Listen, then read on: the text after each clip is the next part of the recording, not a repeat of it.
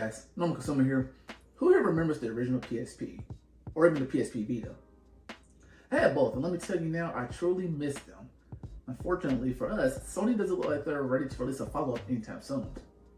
Fortunately, Sony teamed up with Backbone to bring us a PlayStation edition of the Backbone 1 controller. I just want to give you some of my thoughts on it, what I like and what I don't like. Now, before we get too deep into the video, do me a favor and smash those like and subscribe buttons. While you're at it, hit that bell icon too to turn those notifications so when ding, you know when to upload something new. And I'll leave links down below in case you want to pick up the Backbone 1 for yourself or a loved one. Now let's get to it. Looking at the Backbone 1, I can't help but getting a sense of deja vu. Like I've seen it somewhere before. Oh yeah, it's the same color scheme as the PS5 controller. I mean, seriously, it's like looking at a big brother and little brother duo, which isn't a bad thing. Now, of course, it's not an exact replica of the PS5 controller, but it does have similar styling for the D-pad, the classic X, square, triangle, and circle buttons. The analog sticks are the shrunken down version of the PS5 controller, as are the shoulder buttons. And the buttons are satisfyingly clicky. Just listen to them. Honestly, this controller looks like it was created by Sony itself. The headphone jack and the lightning pass-through rest at the bottom of the controller. The pass-through lets you keep your iPhone juiced up so you can keep aiming for that nuke in Call of Duty Mobile. And thanks to how comfortable this thing is to use, getting a nuke won't be a problem at all. Now look, Backbone really knocked out the park with the design, in my honest opinion. The one difference between the PS5 controller and the Backbone 1 is that the little orange button. Speaking of that orange button, pressing it will take you into the optional Backbone app. You don't have to download it, but I suggest that you do. It's a good add-on. And from within the app, you can browse all the games that the Backbone 1 supports. At the top, you see it says Backbone Plus, more on that later, and then Home. Clicking on the Home tab shows you a view of all game options. Once you click this, you're able to search through 1,870 games, which are officially supported by the Backbone 1 controller. And these games cover the App Store, Apple Arcade, Stadia, Xbox Cloud Gaming, PlayStation, and even offline games.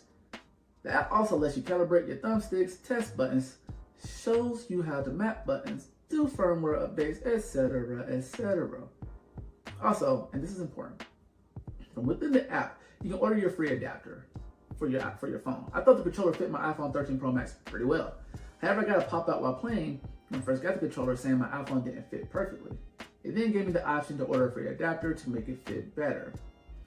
Thank goodness. Now, if for some reason you don't get this notification, you can go under settings in the app and just scroll down to help. From there, just click redeem your free adapter and follow the steps. I got mine in about a couple of weeks. Not too bad. So I like the design, the feel, and how easy it is to connect your phone to the controller. But of course, it isn't all perfect. As I mentioned earlier, there's a subscription service called Backbone Plus. It's $39.99 a year and gives you extra goodies like 20 plus extra app features, $50 USD worth of perks and in-game rewards, up to 50% off of new Backbone products and accessories, and 24/7 support with no questions asked warranty. It's a mouthful. Okay, now all of that is good and all, but damn, the Backbone Plus subscription is petty. At least I feel that way. For starters, unless you sign up for the Backbone Plus subscription, you can't do game recording, which is hella petty. I mean, yeah, you can just do that screen recording from within that native iOS app screen recorder, but for there to be a button on the controller which allows you to enable recording and it doesn't work unless you pay for it is petty. Now, you can take screenshots with that button, but you can't record. In addition, you also can't add games to the launcher's main screen.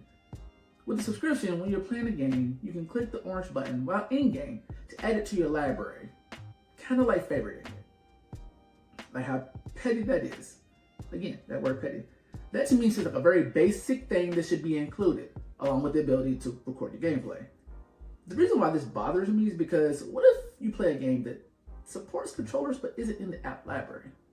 For example, when the game Undecember first came out, it wasn't officially supported by Backbone. I know this because when I went to play it, the app told me it wasn't supported. But it still let me play the game, and when I started playing it, it worked perfectly fine. Now, while playing it, when I pressed the orange button, it added it to my games library as my favorite. Now, without the subscription, I have to search for the game from the All Games drop-down search bar. Or you can just plug your phone into the controller and start a game like normal, but I'm lazy. I want to know up front. Okay, so that's how I feel about the Backbone 1 controller. Honestly, it is a solid controller with a great design. And although I do wish you could fit a phone with a case on it into the controller, it's not a deal breaker. It's actually a really small inconvenience. Just take the case off, put it in the controller. Now the real convenience, at least to me, is the Backbone Plus subscription. Look, I get companies have to make their money, but hiding something as simple as screen recording behind a paywall is, again, petty. But if you're looking for a solid controller for your iPhone or Android device, because they have them for Android as well, this is a good choice. I've had no issue playing games for extended periods of time, and the price isn't bad at all at $100.